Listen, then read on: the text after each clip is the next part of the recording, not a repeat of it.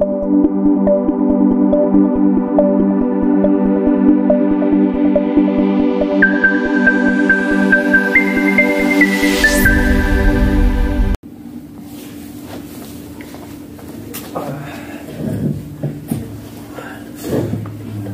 bonsoir à tous, chers monsieur, madame, ou là vous regardez ces vidéos-là. Bienvenue sur votre chaîne YouTube, Ange Carter Télévision. Je suis Brandon, simple frère qui fait des vidéos, youtubeur. Bon, invité toujours par sa mic, Pézo. Shalom, shalom, bonjour. Brandon, Ange Gardien, comme j'aime affectueusement vous appeler. Pas de problème. Voilà, on va parler un peu de l'actualité et surtout n'oubliez pas de s'abonner à notre chaîne YouTube Ange Carter Télévision. Bon, là je peux me poser une première question. Là, parce qu'il y a un mois, c'était à la rentrée scolaire. Bon, il y a eu des faits divers. Bon, après,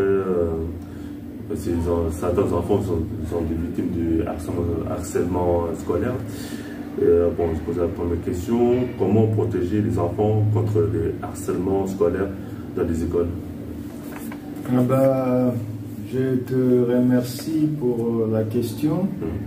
Je bénis Dieu pour votre présence, surtout dans notre assemblée. C'est une bonne chose et un vrai don du ciel, comme on aime dire. Ah bon, on doit d'abord connaître que l'harcèlement en soi ne pourra pas finir. Parce que on est dans un monde où il y a plusieurs races. Donc, quand on parle de race, il y a plusieurs personnes, plusieurs individus. Chacun quitte sa demeure, sa maison, son toit familial pour venir dans une société où on ramène chacun son éducation.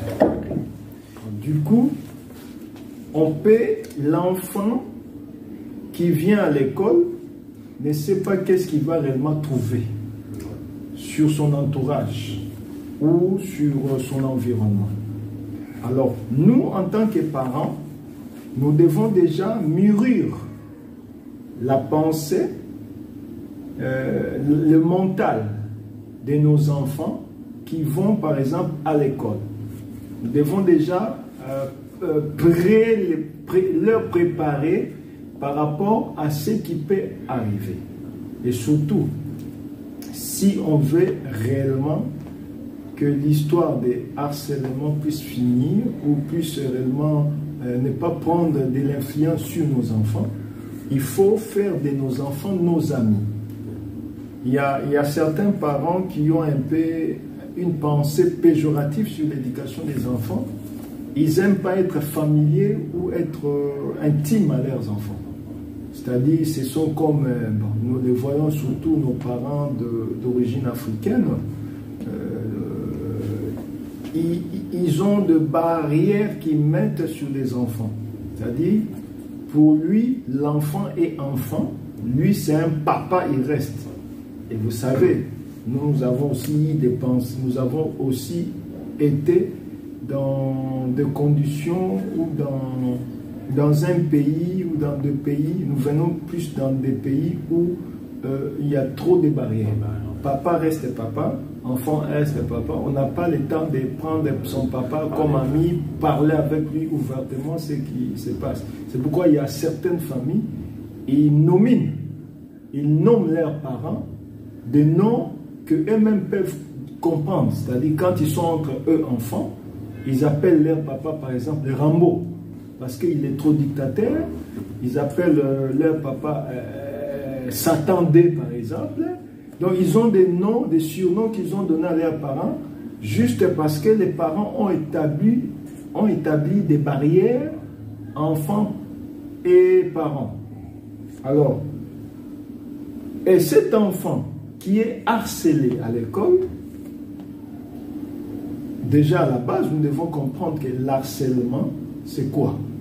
L'harcèlement, c'est une violence, une domination morale, voire même discriminatoire sur un enfant. Ça l'oblige à même fuir l'école. C'est pourquoi vous voyez certains enfants aujourd'hui, ils peuvent même il préfère rester à la maison qu'aller à l'école parce qu'il est vraiment dominé, il est intimidé, il est violentisé en tout. Il y a des histoires même graves qui peuvent vraiment se passer et d'autres même qu'on viole. Donc voilà, voilà, suicide, il y a plein de trucs. Or, quand déjà ton enfant rencontre de telles choses, si on a l'intimité entre papa et enfant, l'enfant va se dévoiler auprès de son père ou sa mère. Voilà ce qui se passe à l'école X, Y, Z. Voilà. Donc, en gros, c'est ça. Et les parents doivent vraiment être familiers. Ils doivent être plus proches de leurs enfants et toujours savoir parler à leurs enfants. Qu'est-ce qui s'est passé à l'école aujourd'hui? Comment vous avez étudié? Est-ce que ça va avec ton entourage, avec tes amis? Tu t'es fait des amis X, machin, Y. Donc, quand on s'est fait ainsi, l'enfant, quand il a subi l'harcèlement, que ce soit moral, verbal ou physique, il aura réellement la capacité de dévoiler cela auprès de son père ou auprès de sa mère, auprès de ses parents encore. Okay. Ça t'attend, les enfants, ils ont... Un enfant a été suicidé à l'école, c'était à Poissy, quoi. Et dès la rentrée, après, ça a fait un choc déjà. Après, le gouvernement français lutte pour ça, mais après, trouve la solution. Bon, vous voyez, avec la rapidité des applications, et surtout avec le développement technologique de l'Internet, il y a une histoire qui peut se faire le matin, juste à 1 minute, quelques secondes, l'histoire est répandue sur la toile. Le monde entier peut voir la chose. Ben, ça aussi, c'est une forme de discrimination, une forme de harcèlement. Je pense que c'est ce qu'on appelle harcèlement, cyber harcèlement. Cyber harcèlement. Parce que en gros, on a 5 différents types d'harcèlement. Il y a l'harcèlement physique, moral, discriminatoire, cyber harcèlement et verbal. Donc c'est ça qui forme le... Et quand un enfant, par exemple, qui se suicide, c'est que il a été terrorisé, moralement, même physiquement. Et tu verras même qu'après les enquêtes, vous trouverez qu'il y a des vidéos compromettant contre sa personne. Et quand il va encore penser que c'est moi qu'on va voir dans les décennies, des années qui viendront, les gens vont trouver mes vidéos, même mes enfants que je vais enfanter, ils peuvent rencontrer par hasard mes vidéos dans le net. Donc cet enfant, comme ils ont une pensée faible, ils sont butés au suicide. Donc c'est un peu ça. Je n'aimerais pas être dans la vie ou dans la peau de la personne qui s'est suicidée, parce qu'il n'y a que lui et Dieu qui savent qu'est-ce qui s'est réellement passé. Mais en gros, c'est vraiment pénible. C'est pénible de perdre un enfant dans le suicide. Donc en gros, ce que je peux dire, c'est ça. C'est vraiment pénible. Bon, pour les deuxième question sur notre sujet, que penses-tu de la vague migratoire en Italie? Il y a beaucoup d'immigrés. Ils ont atterri en Italie Lampedusa. Ouais. Et en fait, il y a beaucoup de vagues de migration. Après, les autorités italiennes, elles n'arrivent pas à gérer. C'est par rapport à stopper la vague de migration. Parce que... Ouais, cette histoire de Lampedusa n'a pas commencé aujourd'hui. Lampedusa, nous l'avons vu et surtout, moi personnellement, je l'ai lu dans l'histoire.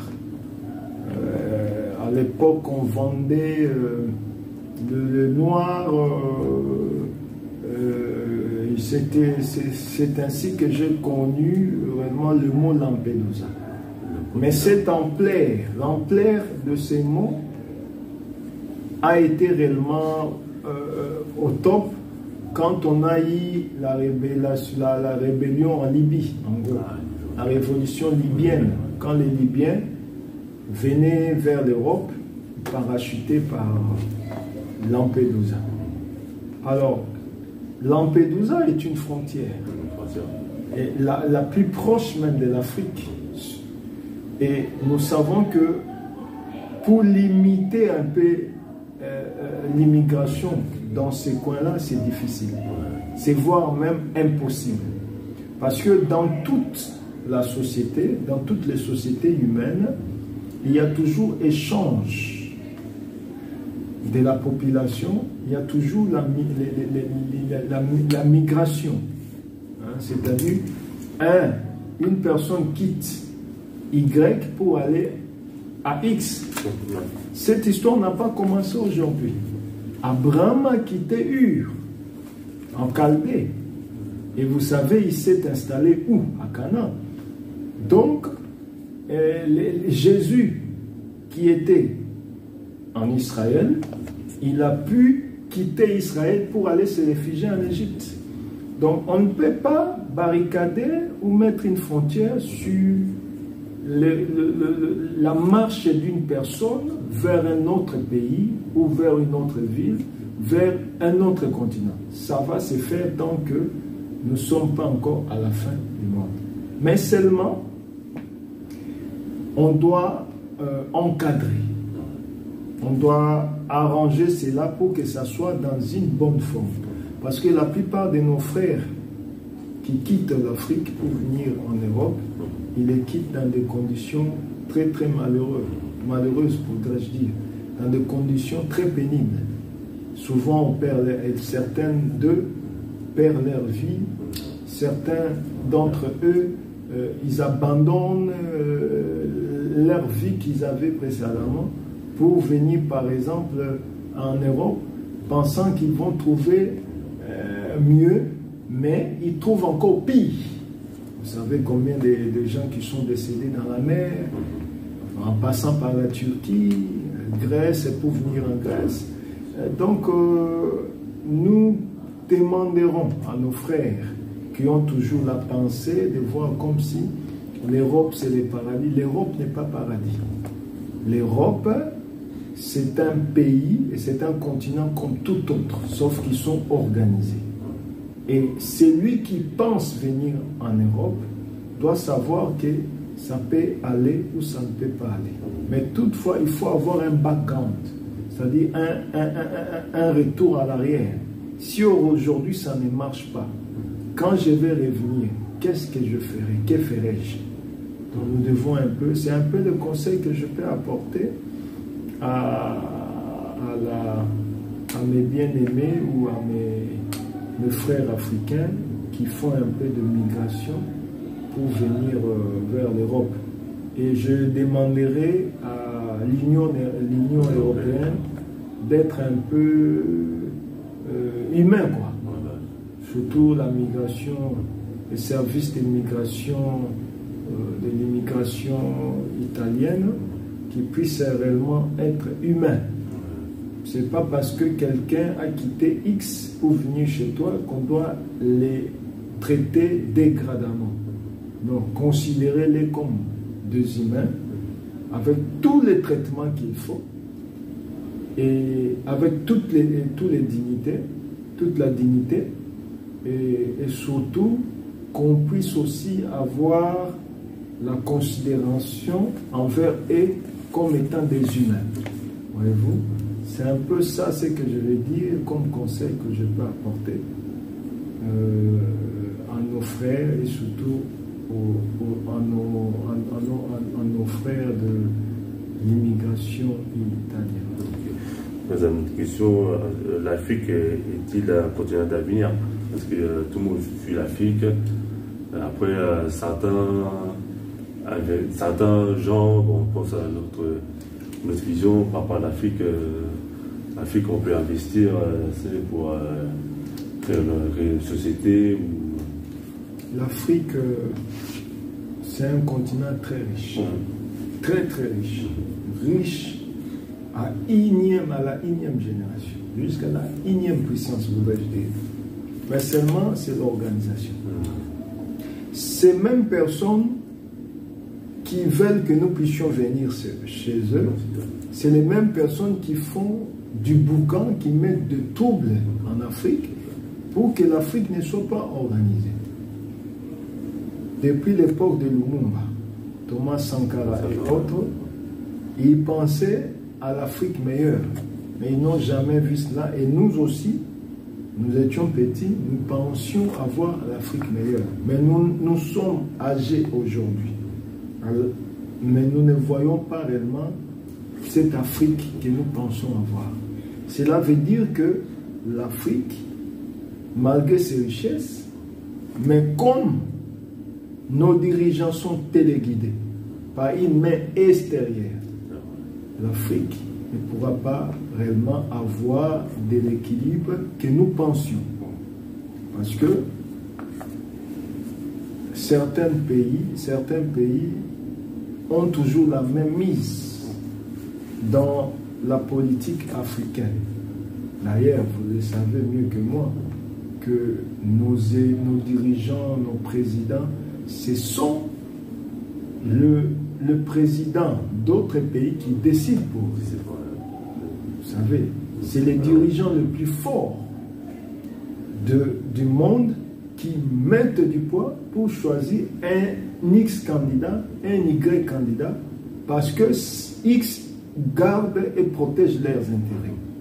Or, quelqu'un qu'on a mis, qui est là au pouvoir, un échantillon, il protège que les intérêts de son patron, de son bourreau. Alors, tout ce qu'il fera, ça sera en accord avec ceux qui l'ont mis au pouvoir. Et une telle personne ne peut pas avoir une bonne pensée pour l'évolution ou réellement le développement de l'Afrique. Il va juste faire des choses que vous pouvez voir comme si étant dans le développement, mais ce sont des choses qui sont normales. Voyez-vous? Donc, en gros, c'est ça. Parce que j'ai vu ce week-end-là, il y avait l'arrivée du pape à Marseille. En plus, il donne aussi, bon, pas d'autres, mais il a dit qu'il faut mieux traiter les immigrants en Italie. Et voilà, on a fait un discours. Ouais, bon, le fait de parler, bon, vous savez, en réalité, on peut beau parler, mais la pratique parle mieux que les mots. Ici, on dit il n'y a pas la discrimination, mais nous voyons la discrimination partout. On dit qu'il n'y a pas de racisme, mais nous voyons le racisme partout. Le racisme qui était autrefois crié à haute voix, aujourd'hui, elle est faite à basse voix. Il y a des écoles aujourd'hui qu'on donne la priorité, surtout les écoles qui ont des quotas, par exemple de 30, 40 élèves. Vous verrez que la majorité de ces élèves, ce sont des élèves qui ne sont pas d'origine X ou d'origine Y. On favorise par exemple les autochtones. Bon, toutes ces histoires-là, c'est une forme de racisme, un racisme, comment dirais-je, un racisme inédit, quoi, un racisme muet, voyez-vous. Donc, on ne parle pas, mais on acte.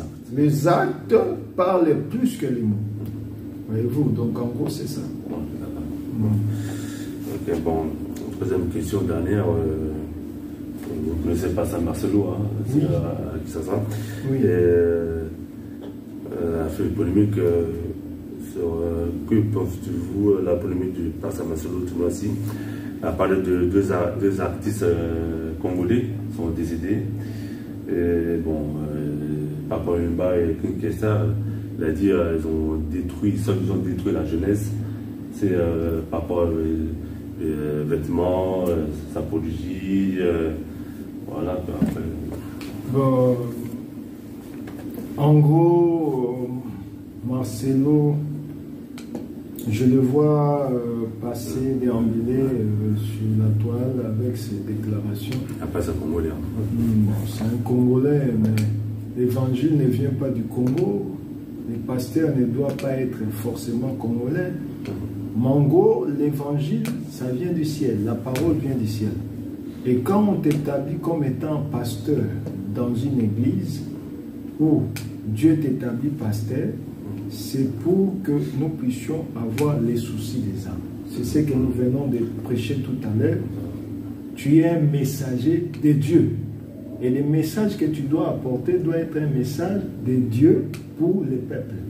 Or, ce message ne doit pas être tes propres pensées. Tout ce que nous voyons ici aujourd'hui, ce sont des baises que les gens cherchent pour qu'on puisse parler de lui, qu'il soit toujours au top, qu'on puisse toujours citer son nom. Mais quel est le travail que l'Éternel t'a donné pour faire? Habakkuk a dit, voici, je me tiens à mon poste. Ton poste, là où l'Éternel t'a établi, c'est de parler, d'évangéliser pour que le monde des ténèbres soit dépeuplé, pour que nous puissions peupler les pays de Canaan, c'est-à-dire l'évangile puisse toucher là où il n'avait pas encore été atteint, où les gens n'avaient pas encore réussi cet évangile. Parler de Papa Wemba, ce sont des banalités, des futilités. Ça n'a rien à voir même dans la réalité de la parole. Prêchez-nous la parole et cela nous suffit. L'apôtre Pierre avait dit, montre-nous le Père et cela nous suffit. Montre-nous que dit la parole. C'est tout. Dire ceci, dire cela, Papa Wemba, Kofi, nanani, nanana, ça n'a pas de base dans la parole. Toi, prêche ce qui est écrit, explique-nous et nous dirons Amen. Donc en gros, moi, je ne peux pas... Bon, d'ailleurs, dire ces choses à l'église, on vient écouter Dieu. On ne vient pas écouter Papa Wemba. Qu'est-ce que Papa Wemba peut apporter dans l'évangile? Qu'est-ce que... Même Marcelo qui parle, qu'est-ce qu'il peut apporter dans l'évangile? Rien. Parce qu'avant lui, il y a eu des gens qui ont prêché. Il mourra un jour, il y aura des gens qui vont continuer à prêcher. Mais prêchez-nous la vérité. Or, la vérité, que l'on sache que tu es le vrai et l'unique Dieu. La vérité, c'est la parole. Prêchez-nous seulement la parole et puis c'est tout. Parce que la veuve, la femme de Papa Wemba, elle a rencontré un pasteur, elle se plaint par rapport au propos du pasteur Marcelo en fait. Bon, ce sont des gens qui n'ont pas Christ, ce sont des païens. Quand tu entres dans un terrain où il n'y a que des païens, on va te traiter en païen. Or, le terrain où il est entré, c'est un terrain très glissant. Et les gens qui sont là-bas, ce n'est pas des gens qui prient. Alors, et ils vont les considérer comme eux. C'est pourquoi ils vont aller dans des cours et tribunaux chercher leur gain de cause. Alors, qui a été à l'auteur? C'est vous-même, vos propos. Si c'était les propos, c'était seulement borné dans la prédication, dans les vrais, dans l'absolu qui est la parole, on n'allait pas subir tout ce qu'on est en train de voir. Mais comme l'homme est hautain, l'homme est orgueilleux, l'homme cherche qu'on puisse parler de lui. C'est ça le problème. Donc, c'est un peu ça. Hein. Bon, là, nous sommes bientôt finis. Quel message est passé pour les enfants du Dieu? Ouais, je dirais à tous les bien-aimés et tous ceux qui nous suivent à travers le monde que en réalité dans l'homme c'est l'esprit. Et l'Écriture nous dira tout ce qui n'est pas conviction, tout ce qui n'est pas sujet de conviction est péché. Nous sommes convaincus que nous allons vers la fin de temps. L'avènement de Jésus-Christ est réellement sérieux et certain. Christ va venir, Maranatha, comme nous aimons dire. Mais nous qui sommes encore vivants, qui n'avons pas encore arrangé notre vie mis notre vie en droiture avec la parole, il est temps d'arranger nos vies et que nos vies soient réellement en collaboration, se marient avec la parole, ou que quand le Seigneur viendra, qu'il puisse réellement nous trouver dignes, sans reproche, et que nous soyons réellement enlevés avec lui. Donc c'est un peu ça. Bon, on va faire un petit peu. Je prie pour mes bien-aimés qui vont nous suivre au nom de Jésus-Christ, le Seigneur Dieu de grâce, le Dieu vivant, le Dieu des esprits des prophètes. Je remets mes frères et sœurs entre tes saintes et divinement. Tous ceux qui vont suivre cette émission.